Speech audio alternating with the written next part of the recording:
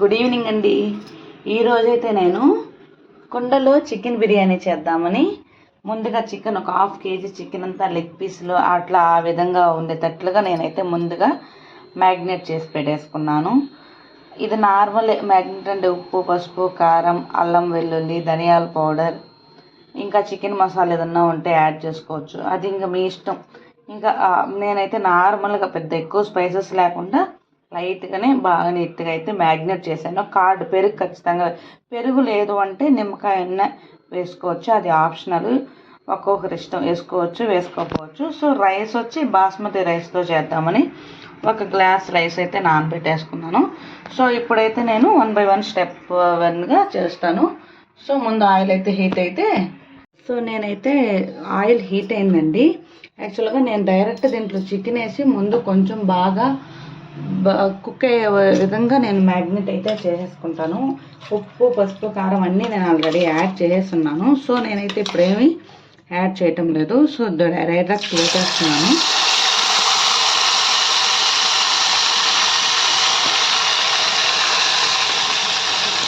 So ఇలా leg పీస్గా ఇలా ఒక్కొక్క నేను చిన్న కొన్నిగా లెగ్ పీస్లు అయితే 2 చేసుకున్నాను. ½ కేజీ అండి ఇది.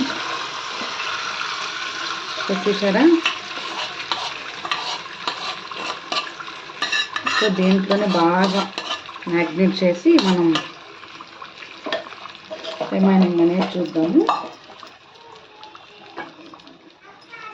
ఇంకోటి ఏంటంటే, నేను రైస్ అంతా ఉడకబెట్టడానికి నార్మల్గా ఇవంతా కూడా డైరెక్ట్ దీంట్లోనే యాడ్ చేసుకోవచ్చు. నేను జీరా, యాలక, బిర్యానీ ఆకు అట్లా వేసుకునే ఎసెన్స్ అంతా కూడా నేను వాటర్లో బాగా కుక్ అయ్యాక అదంతా కూడా మళ్ళీ నేను బియ్యంతో పాటు సపరేట్ చేస్తాను కదా, సో అప్పుడు అయితే యాడ్ చేస్తాను. నాకెందుకో ఈ బాస్మతి రైస్ ఏదో కొంచెం డిఫరెంట్ స్మెల్ అనిపిస్తుంది.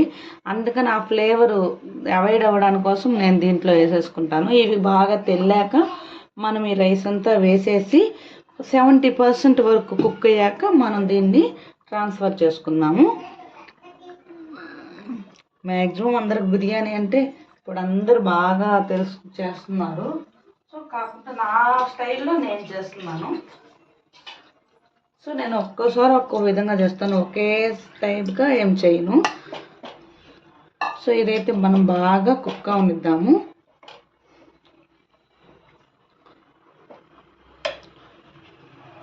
దీంట్లో బాగా మ్యాగ్నేట్ అయ్యి బాగా కుక్ అయ్యాక మనము రైస్ అంతా కూడా వేరే దాంట్లోకి ట్రాన్స్ఫర్ చేసుకున్నాము. సో చూసారు కదా? సో నేనైతే ఇది ఈ విధంగా మంట పెట్టేసి వాసన స్మెల్ పోకుండా ఇలా బాగా కుక్ అవనిస్తున్నాను. కొంచెం లో ఫ్లేమ్లోనే పెడతాను. సో అప్పుడంతా మట్టి కొండల్లోనే చేసుకునేవాళ్ళు. సో అది చాలా టేస్ట్గా ఉంటుంది. ఎందుకనో ఇప్పుడు అందరూ మారిపోయారు. ఇప్పుడు మళ్ళీ కొంచెం హెల్త్ అనేసరికి ఇప్పుడు కొంచెం చేంజ్ అవుతున్నారు. ఇప్పుడంతా నాన్ స్టిక్ ఇవంతా వచ్చేసిన తర్వాత వాటిని పెద్ద ఎవరు వాడడం లేదు.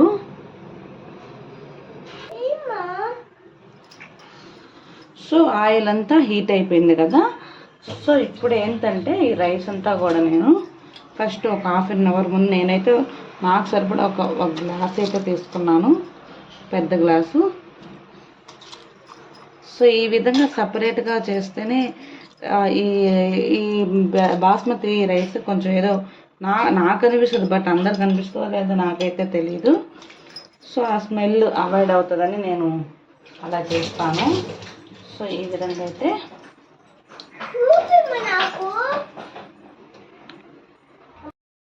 సో ఇదైతే ఈ విధంగా కుక్ అవుతుంది.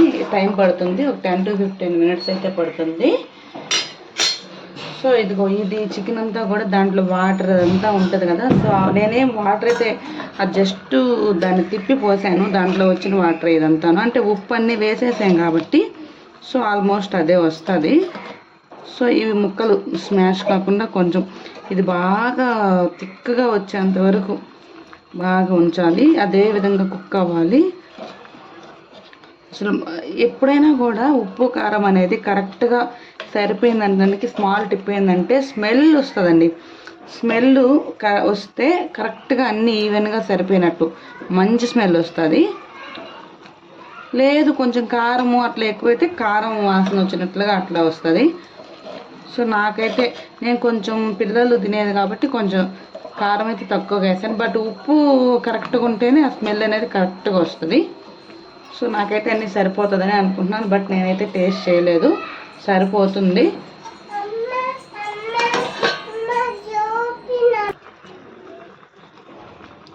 చూసారా ఇదంతా కూడా బాగా కుక్ అవుతూ ఉంది. సో నేను కింద నుంచి కూడా బాగా మిక్స్ చేసుకుంటున్నాను. ఇంకా మనం చికెన్ మసాలా అవన్నీ బయట దొరికాయి కూడా వేసుకోవచ్చు. బట్ నేను ఇంట్లో ఉన్న వాటితోనే చేస్తున్నాను. నేను అంత హెవీ మసాలా అయితే ఏమి యాడ్ చేయలేదు.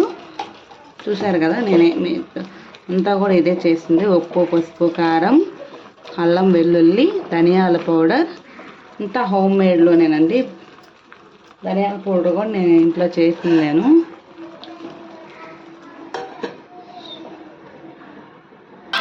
సో రైస్ అనేది దగ్గర 70% అయితే కుక్ అవుతుంది. సో ఇప్పుడు నేను స్టవ్ ఆఫ్ చేసి సపరేట్ చేస్తాను. రైస్ వడిగిన్లో వేసేసి సపరేట్ చేసేద్దాం.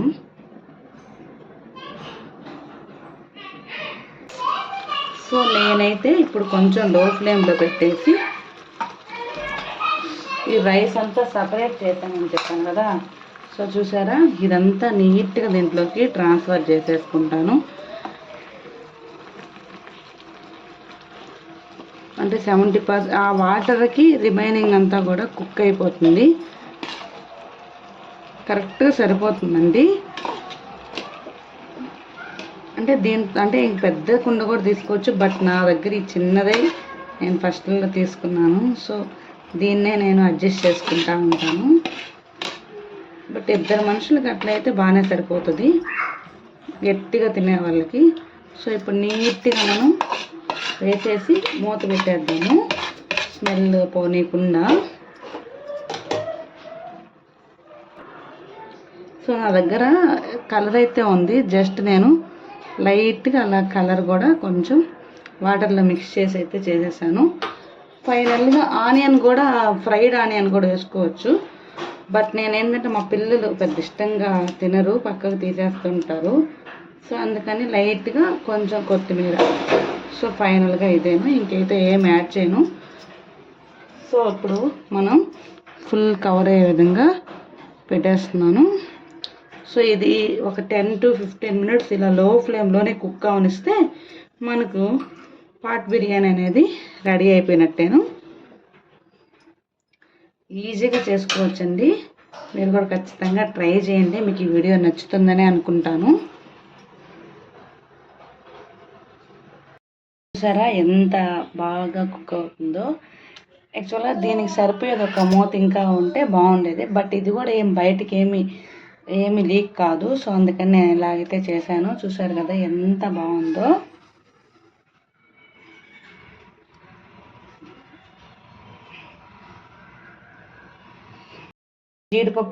జీడిపప్పు ఇదంతా బాగా ఫ్రై చేసి వేసుకోవచ్చు. చూసారా ఇదంతా బాగా పెద్దదిగా రైస్ ఉడికిపోయి బాగా పెద్దగా కుక్ అవుతుంది. బట్ కొంచెం ఏంటంటే అడుగు కొంచెం అంటుకున్నట్టు అలా ఉంటేనే ఆ ఫ్లేవర్ అనేది చాలా బాగుంటుంది. సో నేను లో ఫ్లేమ్లోనే కుక్ అవనిస్తూ ఉన్నాను. చూసారు కదా.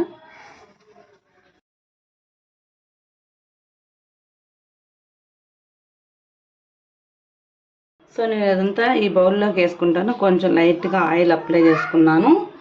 గీ అండి, ఇది గీ అయితే యాడ్ చేసుకున్నాను. అంటే ఫ్లేవర్ బాగుంటుందని యాడ్ చేశాను. సో ఇప్పుడు ఇదంతా దీంట్లో నేను ట్రాన్స్ఫర్ చేస్తాను. సో చూసారా. సో ఇదంతా కూడా నీట్గా అంతా మిక్స్ చేసేస్తాను. చూసారా ఈ విధంగా ఉంటే మనకి ఫ్లేవర్ అనేది చాలా బాగుంటుంది. చూసారు కదా ఎంత బాగా కుక్ అయిందో. సో ఇదంతా నేను బాగా తీసి దాంట్లో మిక్స్ చేస్తాను.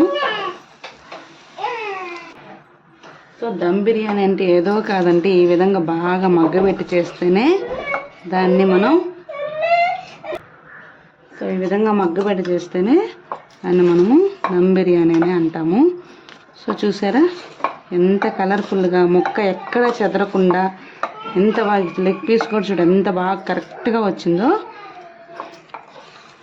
సో మీకు ఈ వీడియో నచ్చుతుందని అనుకుంటున్నాను. సో మీకు ఈ వీడియో నచ్చినట్లయితే లైక్ చేయండి, షేర్ చేయండి, అదేవిధంగా సబ్స్క్రైబ్ చేయండి ఫ్రెండ్స్. సో నేను ఇలాగే కొంచెం సేపు మూత అయితే పెట్టేస్తాను స్మెల్ పోకుండా. చూసారు కదా, చికెన్ దమ్ బిర్యానీ రెడీ.